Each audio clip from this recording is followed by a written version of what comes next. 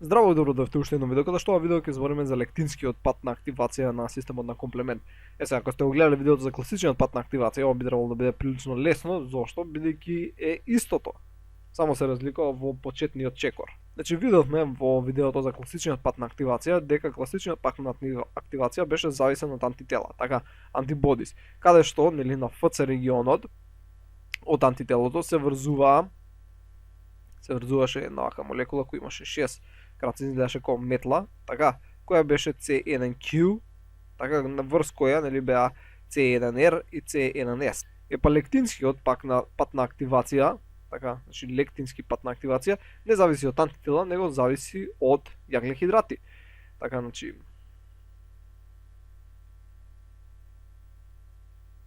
односно самото име лектини, така, значи лектини се протеини кои препознаваат јаглехидрати, така.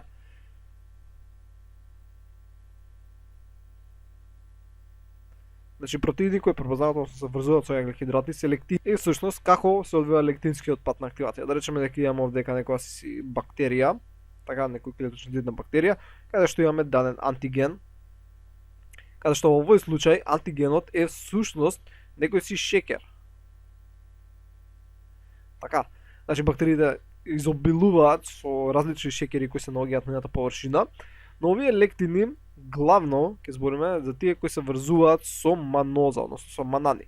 Така, значи шеќерите се изградени од различни моносахаридни единици и еден од тие моносахариди е маноза, која е всушност епимер на глукозата. И оваа маноза, која ќе бележиме вака со некоја си посветла сино боја, така, значи маноза е препознаена од страна на, вака сега ќе бележам со портокалова боја, повторно имаат структура така како метличка, 3, 4, 5, 6, така нели исто како што зборавме кај класичниот пат на активација, каде што всушност имаме дел кој што е изграден главно од колаген, значи протеин колаген и маноза врзувачки протеин. Така. И ова всушност е колектин. Значи за колектини зборавме кога зборавме за растворливи pattern recognition рецептори, бидејќи самиот овој е pattern recognition рецептор. Pathogen associated pattern recognition, односно pattern recognition рецептор кој препознава pattern associated molecular patterns, бидејќи самиот овој антиген, така во целиот овој антиген е всушност одреден pathogen associated molecular pattern, така, кој е препознаен од страна на овој маноза binding lectin.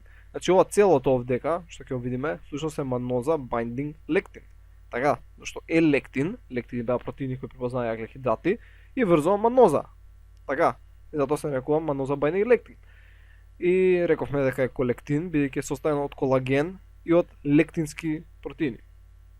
Сега, освен оваа основна структура која се врзува со манозата, овдека всушност се наоѓаат исто како што се наоѓа кај C1 протеинот, нели ова овдека целото беше C1, така, ова целото е тука C1, нели имавме C1Q, C1R, C1S, така, во овој случај имаме вакви, и бележам, значи едно со виолетово, едно овде, исто ги имаме вака и тука по две, така, и овдека бележим уште едно, кои се наречени, така, MASP, 1 и 2, ева ќе ставиме 2, ќе ставиме ова да е 1, исто така откриена и MASP3, кој ќе бележи вака некаде тука позади, но не се знае многу нејзината улога. И кратенка е всушност за маноза associated serine protease, серинска протеаза. Значи маноза асоцирана серинска протеаза, која што има улога исто како што има C1S и C1R.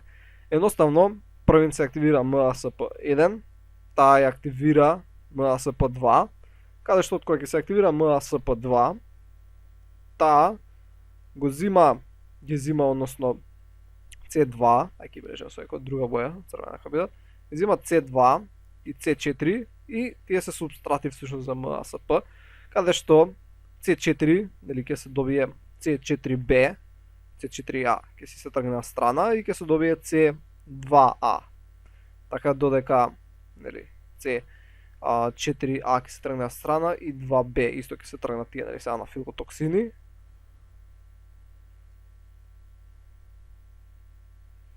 Додека овие C4B и C2A всушност ќе образуваат, нели, C3 конвертаза, која всушност ќе биде прикачена, така ова целото ќе биде прикачено на мембраната, каде што било близу до антигенот. Во овој случај беше целиот тој шекер. Така, значи овдека ќе биде прикачено ова C4B заедно со, вака ќе обележиме повторно секоја розова боја, C2A, така.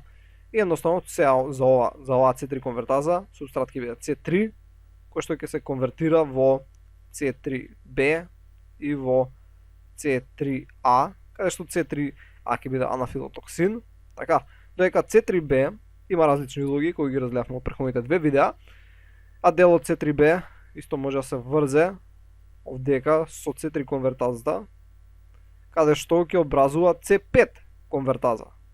Така, значи овој сега комплекс ќе стане C5 конвертаза. Така, и сега C5 конвертазата, повторно, ајде, овдека ќе ја забележам, како овдека можем ски јаме на C5 конвертаза, и таа нормално зима сега C5 и го конвертира во C5B, C5A, каде што C5B понатаму може да реагира, така C5B понатаму ќе реагира со C6, со C7, C8 и C9 и заедно всушност ќе го изградат, нели, мембрана на паѓачкиот комплекс. И ова всушност беше повторување од претходните две видеа, едноставно го поминав на кратко. И всушност се смета дека од овој лектински пат на активација всушност е произлезен класичниот. Меѓу лектинскиот еволутивно е постар. Така, значи прв бил лектинскиот начин на активација, каде што, нели, ги имаме вие маноза binding lectins, кои се врзуваат со одредени шекерни компоненти, поточно со маноза, кои се представени на клеточниот зид на дадени бактерии и, нели, го активираат системот комплемент. И од него всушност е произлезено, така, произлезен е C1.